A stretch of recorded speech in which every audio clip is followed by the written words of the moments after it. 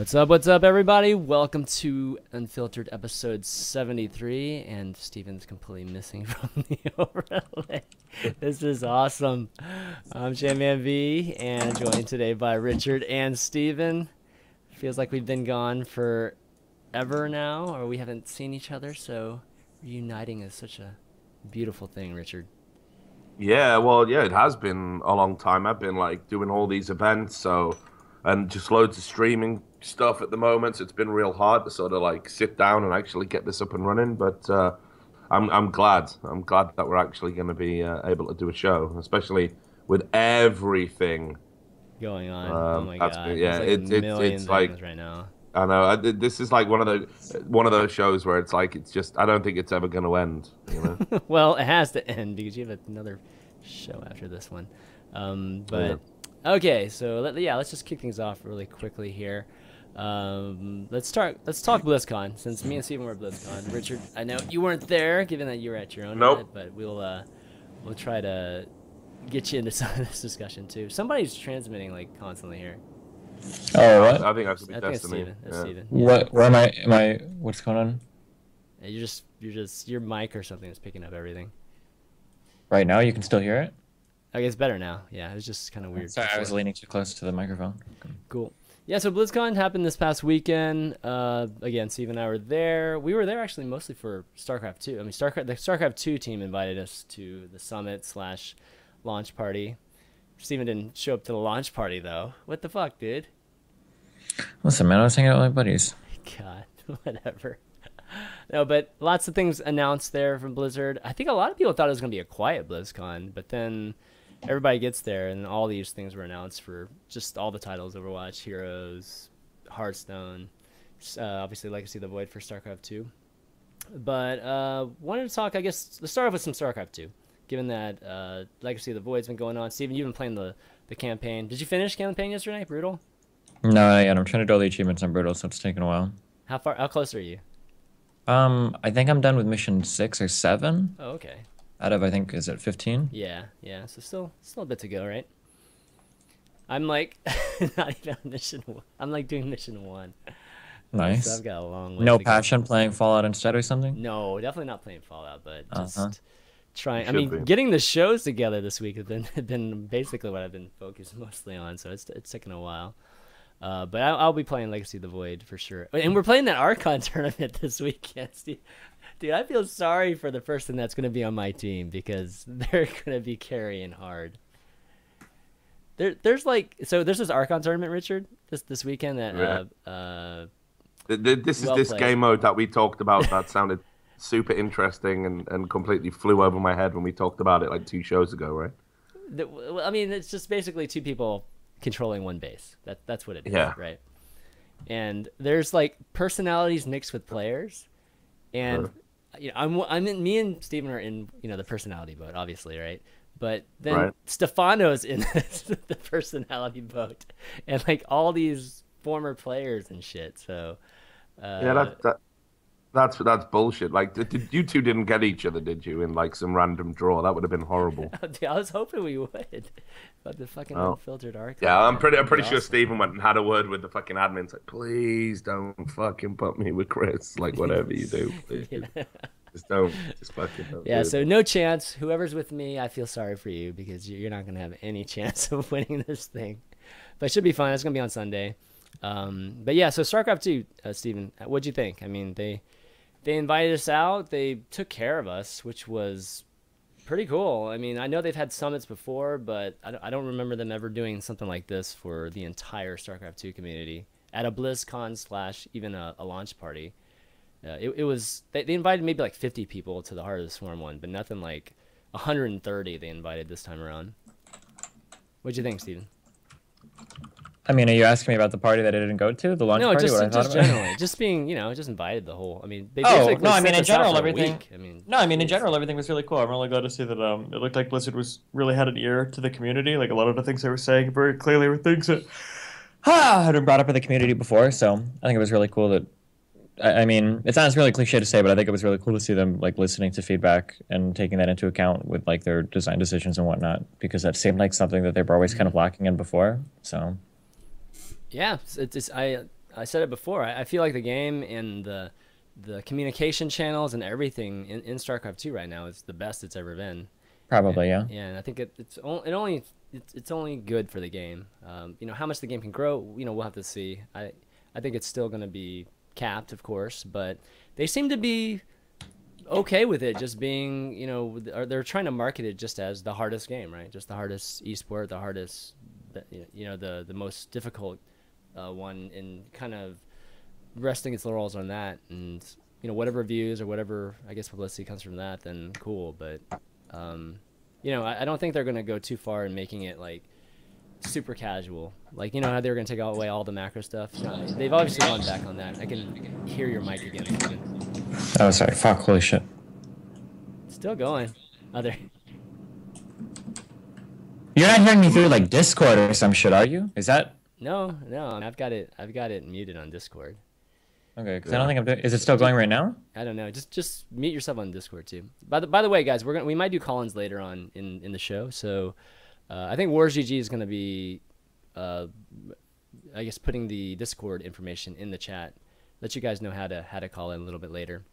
But yeah, getting back to it. Yeah, I think it's really cool, and I think, you know, I think StarCraft 2, like they don't do this with all the other communities, and I think that's mostly because the Morheims, you know, Amy and Mike, I mean, they just love StarCraft 2, and I think it was really just apparent. I mean, it's been apparent for a lot of people for a long time, but I think it was very apparent to the entire community this week that you know, as long as those two are at Blizzard, running Blizzard, that StarCraft 2 is always going to be taken care of. Even if it's not super popular or whatever, it's still going to be taken care of and always have a place at Blizzard, which is great. That's actually awesome to be, you know, to have a community that's loved like that. So kudos to them for doing that. Is that going to make any difference to the long-term health of the game, though? It might not, but as a community, you know, as somebody that does do content and really, you know, cares about just generally game communities and building that up and that sort of thing, you know, I really appreciate that. I mean, it makes me want to make more content for StarCraft, even though, like, I don't know if I will or not, but I can tell you one thing. Going into BlizzCon, there was zero chance that I was going to start, you know, making StarCraft 2 content again. But afterwards, you know, there's been a little bit of consideration just because of, I don't know, just always have a place for StarCraft 2 in my heart somewhere, even though it can be difficult sometimes. I mean, I just always imagine that you guys like that. Yeah, it's all great. Here's the red carpet treatment. You know, have some drinks, have like this buffet or whatever. And then what happens is you all get pushed out into the hallway. And what's going on in Blizzard HQ is like that fucking scene from Downfall, where like all the fucking Blizzard executives are just like, Legacy of the Void isn't going to save it. Like, everyone's just pulling their fucking hair out, glasses are off, you know what I mean? Pencils are being snapped. I don't think it's... The Mike guy is actually really passionate about StarCraft 2. He has to be. He absolutely has to be. Like, you could tell from the way that he was in the meetings, you could tell from the questions that he was asking. If you would have been there, or if anybody from the outside would have been looking in, there's no way you would have guessed that he was the CEO of Blizzard. You would have guessed that he was either another person who was working personally on the project, or somebody that was really closely affiliated with the crew that was responsible for like oh, there you go. The WCS and the development changes. Like, he was in... No, you would, right? You would agree with that, right, Chris? Yeah, you were just like a robot there for a second. Hello? You're back, baby. Oh, nice. Yeah. Fuck, you know what? Fuck Skype. Why do we still use fucking Skype? Can we go on and get a different fucking program? Fuck this fucking bullshit. We might have to next time, but... No, I agree with you. Yeah, Mike... I mean, there's been... In the past, I remember there was even talk that Mike and Amy used to have like a little LAN set up at their dinner table, and they would just play each other StarCraft like while they're eating dinner and shit. So yes, they're extremely passionate about it. Amy, I think, was probably in charge of all the extracurricular events for us too, like paying for all those meals, like whether at the dinner or brunch on Sunday and all that stuff. I mean, I think she had a huge part in all of that. And you don't see that. You don't. I mean, I haven't experienced any of that in Hearthstone, or I don't think anybody in Diablo or Heroes of the Storm or any of that have gotten that kind of, you know, treatment or appreciation from you know, just the devs. So again, I feel like, you know, StarCraft has a special place with those two, you know, Mike, the Morheims, and again, I think StarCraft 2 will always be around. StarCraft will always be around as long as those two are there. Why has it been notoriously difficult to implement changes that the competitive scene and indeed the community at large have identified as being necessary for the long-term game's health, then, if everyone cares about it so So much? there are a few different things going on. One, Blizzard is a really fucking big company with tons of teams and tons of red tape that they have to run through anytime they try to push through changes. If you look at the other companies that they're stacked up against in this kind of arena, you have Riot, which is 1,000+ employees literally dedicated to their one game, their one IP, the one thing that they have to work on. And even though they fucking fuck a lot of shit up.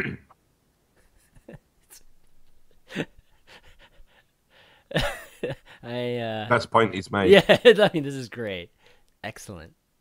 Oh, oh, fast forward. Look at this.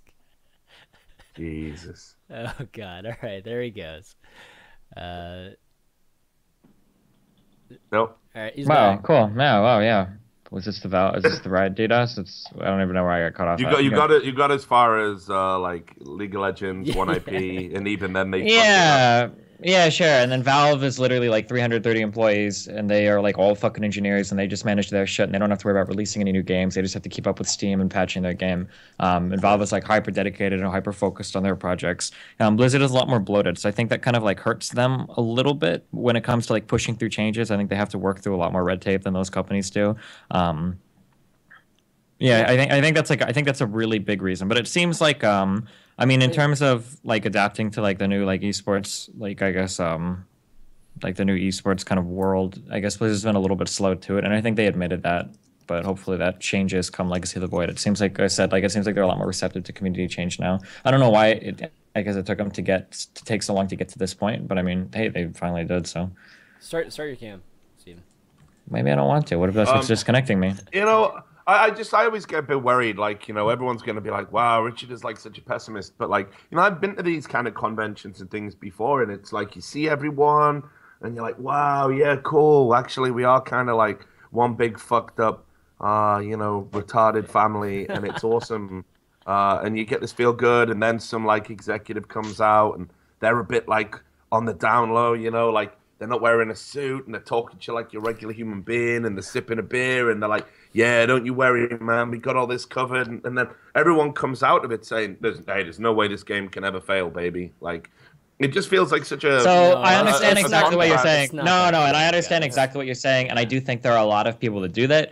But like again, like this is my career is streaming shit, and I wouldn't waste my fucking time. Like basically what I was planning on going to the trip and having it be like a free kind of week vacation or whatever, and then I would just come back and I would keep it with Hearthstone or League or whatever. Like I don't give a fuck, because I'm not gonna waste my time lying to people about, like, I'm not gonna go full like it and be like, oh god, everything is so cool, you're gonna shoot your pants out. Like I don't do shit like that because it's a waste of my fucking time. I got better shit to do, and it makes me look bad. Hey, Lycan went the opposite way. He was like in CS:GO, he went the exact opposite.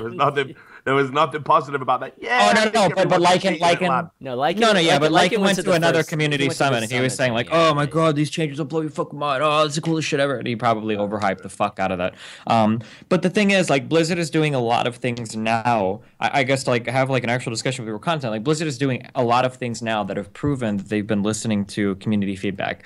Things like multiple MMR per race is something that we would have expected Blizzard to actually follow through on. Yeah. Right? Like that's something that we would have never expected. The fluidity between GM and Masters is something that we never really would have expected Blizzard to actually do, which was a really cool idea. It seems like they're really receptive in trying to make WCS better than it was before in a lot of different ways, which is something that it has always been seeming like a big kind of fight with them before. There are other examples too. Oh, like the whole allied commanders and that mode seems like something that Blizzard needed to do something to encourage people to convert from the single player campaign to the multiplayer more. Micro content. Oh, there was one more. Yeah. The micro content, the ability to do voice packs and skins, things that they'd always seemed impossible to do before. It seems like they're finally pushing forward on. Like there's at least like 7 or 8 good examples of different changes they've made where it's very obvious that they've been listening to the community and they're taking that kind of feedback a little bit more seriously. So. Yeah. Is my mic really loud? I hope you're all right, man. I always said it. I've got a lot of love for the StarCraft community at large. It's just, you know, we've had this real protracted sense of pessimism about the future coming into it. Mm-hmm. And, you know, I don't see how one BlizzCon's going to necessarily fix some of the endemic problems within the scene. Well, I mean, I wasn't it's there. Not, it's so... not like magic, and it's all of a sudden going to be like CS:GO now or anything like that. No, definitely not. But I feel like it's not going to go away either, like completely. You know, or it's not going to fall to the the depths of where we might have thought it might have gone. You know, after a few months of Legacy of the Void, and the fact that they've hired more people too. They've even grown the staff for StarCraft 2, which is interesting, given that you'd think that after Legacy they'd be feeling like it's kind of done.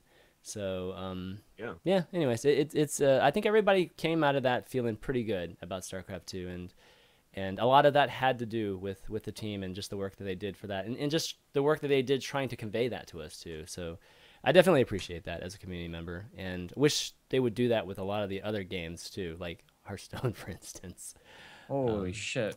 But moving on, let's move on from StarCraft 2. Let's talk about Overwatch. So wait, what about Hearthstone? We'll get to Hearthstone. I'm all fired up now. What the fuck? Don't worry, we'll get to Hearthstone. Holy fuck. Okay, yeah. Overwatch. Okay. Overwatch. There's some announcements. What about Overwatch? Is there even anything new about it? Yeah. Anyways, Overwatch announced 3 new characters, which are out on beta right now. People that have the beta, all the privileged people that have the beta, get to play the 3 new characters. But the big thing that people were talking about, and it was rumored before, but was confirmed at BlizzCon, that the game is going to be on consoles. So it's going to be coming out on both Xbox and PS4, as well as PC. And it's going to cost, they're going to have an actual box price for it. $40 for the PC, and then $60 for the console. So what do you guys think about it not being free to play or freemium? And, just going with this more traditional... I mean, they have a reasoning for it. We can talk about the reasoning. But what do you think about just generally them charging $40, $60 for it? Well, I mean, it was like I said when we were talking about it in the pre-show, it's got to be, it's just strange. I mean, I say strange. It's kind of classic Blizzard. Like, they talk about how they want this game to be an esport, how there's going to be, like, some sort of league structure in place by the time it's ready to launch, that they're already consulting with sort of esports luminaries, if you like, people from other games, Anders from CSGO, he's been involved somewhere along the line. You do all of this, and it's like all the time they've said, we feel we've learned lots of lessons about what makes a successful esport with our success in StarCraft and Hearthstone. All right, then. Well, immediately you have just capped the number of players you can possibly have in a ridiculous fashion. And for a FPS in an already crowded market space, when you're coming up against the Call of Duty release every year, you're coming up against the rise of CSGO, which continues. You're coming up against Riot Games, who are developing their own first-person shooter in-house, because obviously they do whatever Blizzard does. For me, what you don't want to do is put any limitations in place on how big you can get your player base and how quick. And indeed, if you look at any game that has gone on to be a successful esport in recent years, they've all used the freemium model, all of them. So I don't see. Well, CS:GO costs like $12.99 to be fair. Yeah, exactly right. But here's the thing: even then, I would say for CS:GO to reach its full potential, it needs to go free to play. But anyway, I don't know, dude. When they did that hacker clear on CS:GO, exactly. Man, there were a lot of fucking hackers in that game. I mean, of course, right. I've seen no evidence in any form of study to suggest that the kind of people who hack are the kind of people that are deterred by a $12 fee. In fact, quite the opposite. I mean, quite the opposite. Yeah, what you mean? People would be more likely to buy the game because it has because it's got a $12 fee. No, because so like I've written about this multiple times. I'm somebody that like I know the hacking community quite intimately. I was one of the first esports journalists to even write openly about cheat programs and stuff like that. So, but basically, you've got two kinds of hacker. Okay, you've got the hacker that doesn't give a fuck and just wants to do it to rage people, and they just go onto servers and they don't really try and hide it. They're basically just griefing. And now these people don't care if they're caught. They don't care if they're caught at all. It makes no difference to them, and they in fact expect eventually to get caught, to get banned. Therefore, you can already say by the sheer act of them buying an account and cheating on it, they're not deterred by the price as a limitation. So that's hacker type 1. Then you've got hacker type 2, and these are the people who try and hide it, and they do this. It can be for obviously the prestige. You can be in a small community. You can be on a public server, and you might want to be the best on a public server. You might want to be the best in HL stats or whatever. You might want to be the best, on a team that you're playing in competitive leagues. And then at the very highest level, you've got people who try and mask it because they want to have this air and illusion of being a professional player and having skills that they don't have. Now, these people, they're mortified and terrified about getting caught. They do everything they can to avoid it. They buy private cheats that are updated. You have to log in through a client to try and evade the VAC ban. They're constantly on forums. They put so much work into not getting caught. And as a result, these hackers, it makes no difference to them because they're never expecting to buy another account. So what exactly is it deterring if those are the two types of hackers? Well, okay, the first time are the overwhelming majority that people expect that that there's a decent chance that they'll get caught at some point. And having to buy, like, a lot of people that hack are literally just like kids that like just want to get an edge. Like the first group that you described, they just want to get a little bit of edge and fucking win games or whatever. But like having to buy a game like over and over and over again, I don't think that.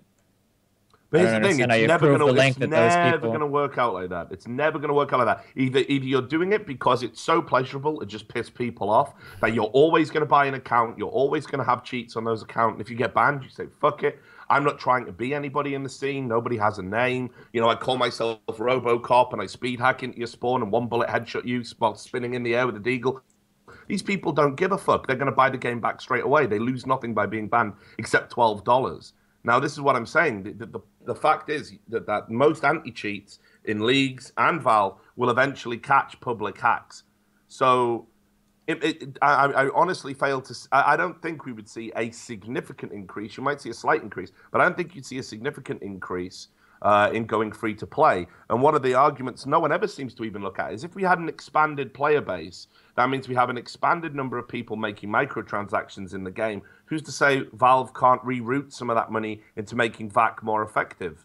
That's always kind of on the business to determine. Like you always have to find that point. Like if I were to charge every single person that played this game $1, I would invariably lose a lot of people. But that $1 might make up for what I lost. If I charge them $2, I would lose more. $3, right? That's kind of on the company to figure out like what do they think is the optimal pricing model. But so I mean, that's just my observation. Someone that's played Counter-Strike for a long, long time. I've seen it multiple times where it's like I've been around the guys who just do it to rage people, and they have 10, 12 accounts over the course of their lifetime, and because Valve don't actually. Sort of do any IP linking. A new account is a fresh start, right? You can just get away with it serially. These people are not perturbed by a $12 fee. So what Richard is actually saying is that Blizzard's actually ahead of the curve here because by charging $60 for the game, hackers won't want to go through and buy you solve the hacking problem, but you also reduce the size of the player problem. You solve the player problem, exactly. Let's clarify their reasoning for doing it. So one of the reasons that they are doing it is that they feel like the gameplay where it's basically constant respawns and the ability to counter within the game with all the characters is very important to just having the entire player base to have access to it. So instead of having you're playing against a player that only has 5 characters and you have 21, now it's just completely unfair in a way. Like you can't counter like somebody's somebody's composition or a team's composition. They don't want to see that basically in the game. What do you think of that? Well, I mean, I don't think it really. It doesn't. You can rationalize it all you want, but the facts still remain. If you want a sizable player base, there is a very set, distinct model you have to do. Freemium is the starting point. The game has to be free. You can just go on the internet, download it. That's part number 1. Part number 2, it has to be very low demand in terms of spec. That has to happen also. Then part number 3, you have to go out and basically give a little tuggy to every streamer who's even vaguely popular, give them beat keys, ask if they'll make content, ask if they'll do heavily biased reviews under the guise of impartiality, when in reality they're getting money or some other form of inducement. And then part number 4 is you have to just saturate beta keys, make them feel like they're exclusive, but in actual fact, everyone's got one. You follow that 4-point agenda. I like to call it the Riot method. If you follow that 4-point agenda, you will have a very successful free-to-play game. And Riot are by no means the only people that have followed this model to great success. You know, Combat Arms enjoys a bizarre level of success. I think Crossfire as well in the East. You know, if you do all of these things, you will have a successful potential esport and a game that will actually be self-sustaining in terms of revenue, because there will always be people willing to sink money into it. Now, again, you can justify, oh, well, we wanted to do it this way and we wanted to do it that way. Blizzard have said they want Overwatch to be an esport. They're already up against it because market space is crowded. They're already up against it because historically class-based shooters don't fare very well. It is a spectator experience, which I guess we'll get into in a bit. But they're already up against it. And the fact that historically, every time Blizzard has said, we want to make this an esport, it fucks up. So they're up against it. So the stubbornness in not learning the lessons from what was good from everyone else, I just find it perplexing. I agree with the sentiments that it should be freemium. I would have liked to have seen that for sure. And I think their reasoning for having the 21 characters be accessible to everybody isn't that important, because, you know, if the matchmaking is correct, right? Just, I don't think they want it to feel like pay to win type of thing, right? And I think that even if it was pay to win, the matchmaking would be good enough that you wouldn't really feel it like you do in some of the other games, possibly, like Hearthstone, for instance. Like, you never know if like a guy at rank 21 has a shitload of cards or not, right? But in Overwatch, it's probably the case when you have, you know. But here's the thing. Look, I don't think Blizzard still, after all this time, understand. Like, here's the thing. If you want to make a game, fine. I'm only talking about it from an esports perspective, I know. as to whether it'll be successful or not, right? Like, I'm sure it'll be a great game. Blizzard aren't in the habit of making bad games, so there's that, right? But if you want it to be an esport, I just don't think Blizzard have an understanding of how esports work, what people want from esports. I saw this when I did Heroes of the Storm. And I was talking to people out in Valencia, and I was like, guys, what's the individual capacity here to basically carry a game in the same way you can in League of Legends, in the same way you can in Dota, in the same way you can in Counter-Strike?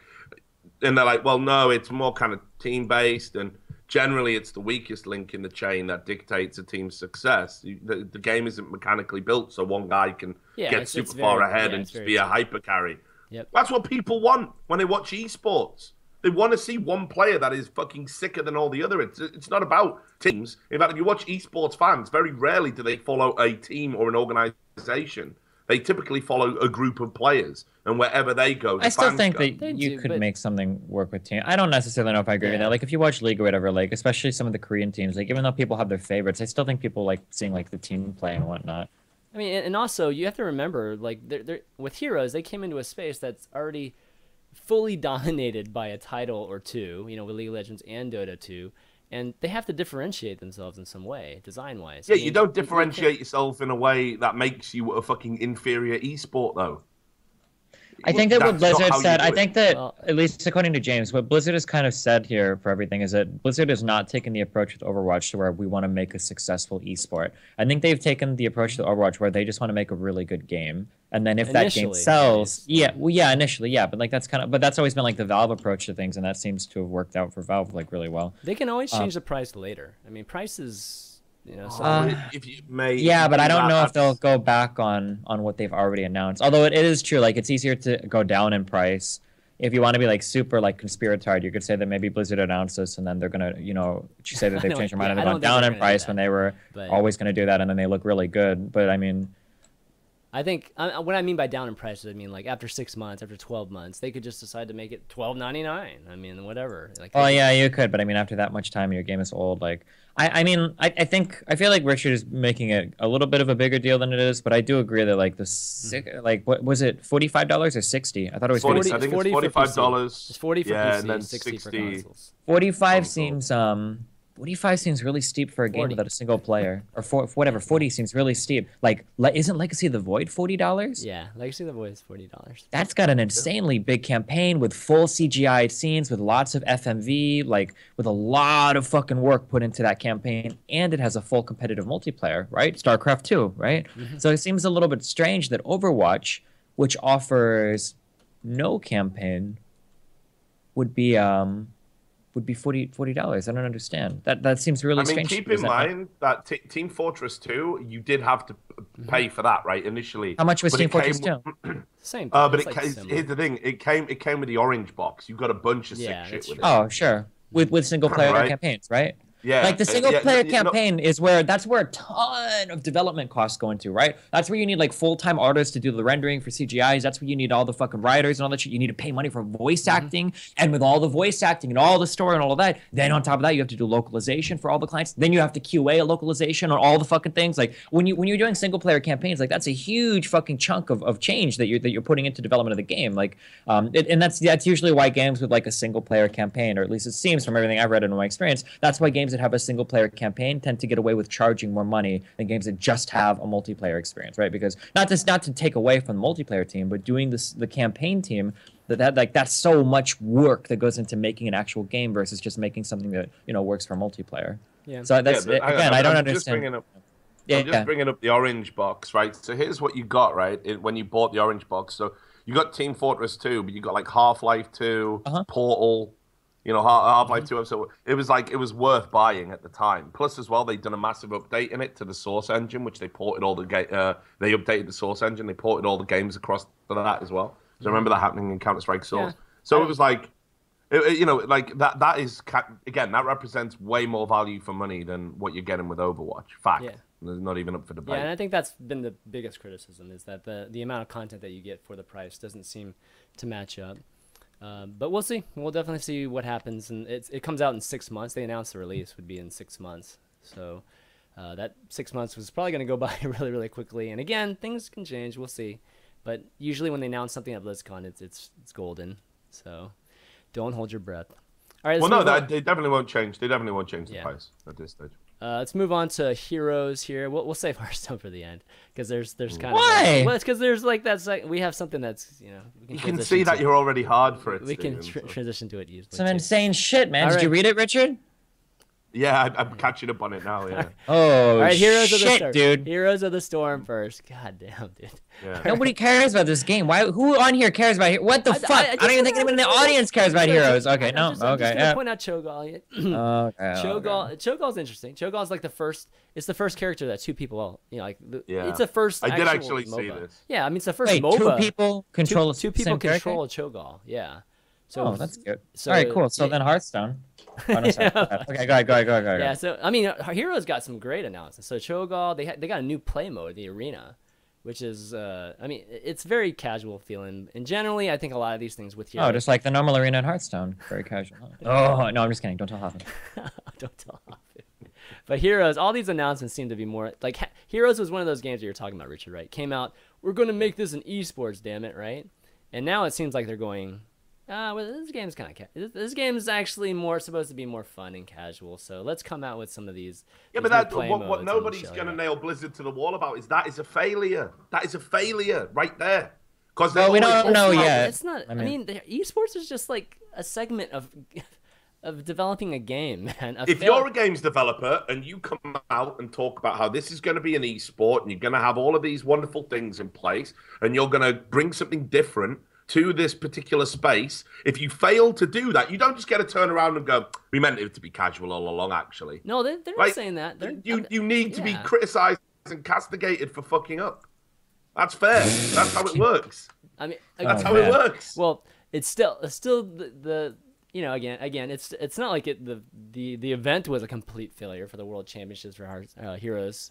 I mean, the esports there. I mean, there's definitely a growing community around that too that follow the esport. But is it going to get to League of Legends Dota 2? No. Did they ever think it was going to get to that level? I don't think they thought it was going to get to that level. They just wanted to occupy a piece of that huge MOBA pie, right? Yeah, but look, have a piece of it by all means. But here's the thing: like, why not just say at the start when it was released, when everyone who was playing the game was giving Blizzard feedback about how casual it was, about how it wasn't an esport, about how you might need to change this and change this and change this, and Blizzard were going. Well, if there were failures for Heroes, it wasn't because it was too casual. I don't think. Because I mean, well, yeah, but because League is still more popular than Dota, and Dota is arguably the harder game. Yeah, that's fine, right? But the fact still remains that they've now completely changed the basically core philosophy behind the game, what it was meant to be, because because they failed to create a successful esports MOBA. And what do you think they've changed the core philosophy? It's not like they're pivoting. It's just like the new stuff that they've added, like just with the play modes and stuff, is more geared towards the casual. It's like Tavern Brawl in Hearthstone. It's not just Heroes. Well, when that becomes the de facto competitive mode for a Hearthstone tournament, I'll say maybe there's something analogous here, but there isn't. Yeah. This is basically like, all right, guess we've once again failed to seize an opportunity within the esports space. And now we're just going to make a casual game that's going to basically just peter out. It's just going to dwindle away. Shame, because it's got a fantastic IP behind it. The game looks great. They're still going to push the esport. I mean, they're not giving up on the esport. They're still pushing the esport. No, but they may as well at this juncture. They may as well. I mean, I don't think there's anything wrong. Even if everything you're saying is true, I don't think there's anything necessarily wrong with like changing your views. It's like the game. Like you don't really know how things are going to go on release, and then if things don't go as well as you like, then I mean, even if they did, which I'm still not entirely convinced that they're completely 180ing on everything that they've said, but like even if they did, I don't think there's necessarily anything wrong with like changing your goals and all that shit. Who knows? Cho'Gall could be amazingly powerful and have an impact on esports. And then we'll see another champion like that. Yeah, brilliant. Hey, team friend. Okay, we're both going to control Cho'Gall today. Yeah, that's happening in esports, brother, isn't it? People would pay to see Richard Lewis, Steven Cho'Gall. Esport. I think of us like Cho'Gall, actually, in a lot of ways. Like already, like one head arguing with the other a lot. It kind of feels like we've been doing that for a few years now. But no. Anyway, look, I'm just kind of disappointed because, like, look, first of all, I'm a big fan of Blizzard's IPs. I think they have some pretty good, lore and some good design ideas. Obviously, most of it from Games Workshop, of course, but we don't talk about that. But I like Blizzard games. I've grown up with Blizzard games. And I thought Heroes of the Storm could have really made a much bigger impact than it did in the MOBA space. And if they just tweaked one or two things early on in the design philosophy when everyone was telling them to do so, I think we're in a much better place now. And we're not releasing gimmicky two-player heroes just to say, hey, look, we're doing something different. Because different doesn't necessarily mean good. And it certainly doesn't mean successful. And I think Heroes of the Storm is going to be one of those failed experiments. I don't think we're necessarily talking about it in 2 years. I think that's a real shame considering the potential it had. All right, well, let's move on to the movie trailer. The Warcraft the movie before we actually get to Hearthstone. So they obviously showed the trailer in the keynote or the opening ceremonies. And this is actually one of the things that I was looking forward to, believe it or not, in BlizzCon, really seeing if... I think most people, almost everybody. Yeah, was really hyped for it. Given that nobody really knew some of these announcements for the game. So, like, literally, I think the biggest thing was supposed to be the movie. And so they showed it, and they even had the cast. The cast was actually there, too, just on stage, and the director and everything. But I have to say, I was disappointed by the trailer. I don't know, what do you guys think? Caught the trailer. I mean, okay, so first of all, trailers are always deceptive. Like, to put this into perspective, I remember watching the trailer for Prometheus in the cinema, and I was like blown away. And I was like, I gotta see that movie. Oh my God, and then we all know it just sucked massive balls, like so many balls in its mouth. It was unreal. So trailers can be deceptive. Sometimes you can watch a trailer and be like, this is going to be total garbage because they packaged the trailer to try and have the most impact to bring people into the cinema, and they fill it with cliches and parts of the film that aren't a representative of its depth and layering or anything like that. or sometimes it can be all of the best bits shoehorned in, and it makes watching the movie redundant. It can go both ways. So I have no. It's very hard to judge on a trailer. That said, the trailer itself looked like a load of cliched, hackneyed shit. Like, and it had shades of Avatar to it. While we're talking about bad movies. Well, so Avatar. I think they'd be happy if it was Avatar. What do you mean? Like, I mean, if it's so, isn't Avatar like the best-selling movie of all time? Success, but no one wants to. No movie maker wakes up every day going, "Oh, wouldn't it be great if I made Avatar?" Fuck that, kill yourself. Like, no one thinks that. Like, production houses would love to fucking make Avatar. Like, again, I'm talking about as a piece of creativity. I think we understand. I think we understand what you're saying. I think you just kind of chose a strange example because it was like the most financially stable. But exactly. We understand what you're saying. Yeah. Okay, sure. Yeah, but it's a piece of shit movie. That's just people being retards in the general public. Right, fuck Steven, Avatar. How you make money, right? What do you think, Steven? I think, I mean, I've already said I feel like I've said this like a million times. So, like, the problem is that Blizzard has the best in-house, like, CGI team in the world for everything, like, in terms of game stuff. Like, nobody has ever come close to rivaling what the Blizzard in-house team puts out. So to see them go to, like I said, like, when I was in the theater and I watched all the trailers, like, I got hyped as fuck for the World of Warcraft shit, and I've never played that game before or cared about that game or anything having to do with that IP, but I was hyped just because the trailer was so fucking well done. So to go from seeing that to seeing the World of Warcraft movie stuff was really, really rough. Why do we have to have real people in a war? Why can't it just entirely? It's like the orcs actually look pretty darn good. You know what I mean? They look kind of close to human, but they don't. The problem is like they don't look real. You know what I mean? So, the movie trailer seemed like kind of really kind of cliche-ish, and all the lines felt really flat, and there wasn't like any like. I don't know, like when you watched every other trailer, it was so weird. I feel like, I don't know, I feel like they have completely and totally different teams working on everything, right? Like when you watched all the other trailers, there were huge fucking hype moments in every trailer. And Legacy of the Void, the fucking Archon's taking away the fucking Ultralisk, and then the music is completely gone after he sucks him into the other dimension, and then all the Lings appear, and the Zealots start warping in. He's like, whoa, we retake our legacy. Like, that shit was fucking hype as fuck. And the World of Warcraft trailer, when the guy's on the ship, and it comes down, and the Archer lady is fucking shooting, and then he comes up out of the water at the end when you think he's dead because his watch, and that shit was hype as fuck, right? And Overwatch, the whole thing was hype as fuck, and the little fucking kid punches the dude with the big hand, like, all it was hype. And then, like, in the World of Warcraft trailer, can you give me, like, in the movie trailer, were there any hype as fuck moments in that trailer? Because I can't think of any. Like I'm not trying to be biased. Like, can you think of any like? It was the romance. Yeah, no, there were no hype as fuck moments in any of the movie trailer. Like it just seemed like kind of like I felt like I was watching like a documentary on Vikings or whatever, and I guess like orcs existed, you know? yeah. I didn't get the same feeling. I don't know for about what? Vikings. Well, no, it's kind of like, oh, like this is our history in the year whatever BC when we sailed the lands and we found orcs, and now there's a fight and we need to kill the Mongols before they kill all the humans, and I don't know, it just felt like really flat, you know? Yeah. I don't know, and watching all the other Blizzard trailers, like all that shit was so fucking hype, and then when the movie trailer came on, like this is the irony, isn't it? Blizzard are usually so good at fucking cinematics.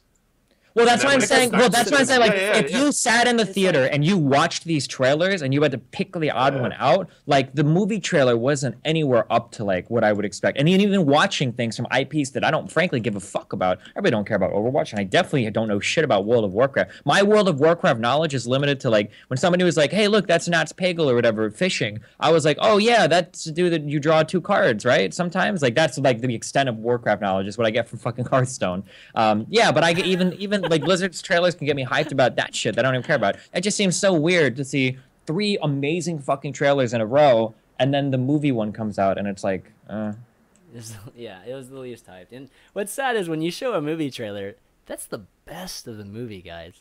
I mean, this is like, this is people spending, days and weeks making this perfect trailer to hype the fuck out of it, and then if it's not, then what do you think the actual movie is going to be like? I mean, again, I can think of examples where the trailer's been, garbage, and the movie's been, like good or very good. Which movie? Well, fuck. I mean, does anyone remember the train spotting fucking? I mean, again, this is how far back I have to go. Do anyone remember the train spotting trailers? Well, it was just you and McGregor lying down on the train tracks, and he just turned around and he just said there wasn't even directly linked to the movie. And then like Well, you this had, sounds like something like way more artistic than yeah. It was artistic, but like whatever it the wasn't World of like you were Warcraft just movie. like it didn't blow you away. It didn't necessarily like the fucking actual Lust for Life train spotting trailer that got put in American cinemas was way more hype. So you know, I'm just saying that there are examples. There are examples. All right, we'll see. Yeah, and I what think happens. people in the chat are putting out their like legendary. There you go. Oh shit, there you go. There's an example. It came to me. Fuck. George Clooney Solaris. George Clooney Solaris. Now Solaris is obviously a remake of that like Russian fucking, or might even be Bulgarian, I don't even know, sci-fi movie classic, a meditation on the nature of existence, there, blah blah blah, in outer space, about 4 hours long or whatever the fuck. Great movie. Okay, but then they did Steve Soderbergh, I think it is, did a remake of it, right? Yeah. And okay, the company didn't know how to package this film, so it was just George Clooney's ass in space. That was literally what the fucking trailer might have been. George Clooney's ass in space. He's there with his wife. Is she dead? Isn't she? Is she a ghost? Is she an alien? What the fuck's going on? Is Clooney mad? But the take-home point of the trailer was George Clooney's fucking ass in outer space. Why? It has nothing to do with the movie. The movie's really deep and like existential, but no, it's George Clooney's ass in space. That trailer sucked balls. Even Soderbergh came out and said, I don't even know what they were thinking. That isn't representative of what the final movie's like. And the movie's actually quite good. So there you go. There's an example. Boom. Done. Okay, well, I hope World of Warcraft. I hope World of Warcraft is basically like Solaris. But why couldn't they just make a StarCraft 2 movie? Jeez, with just CGI, I would have been so... Oh, come on. Look, based on how I saw that World of Warcraft shit, I'm kind of glad that they left StarCraft out of it. Sorry. Oh, God. Anyways, I still hope for that StarCraft movie one of these days. All right, here we go. Hearthstone. Well, BlizzCon Hearthstone. Let's just do that before the drama. There's drama like surrounding Hearthstone today, so we'll get to that. So League of Explorers is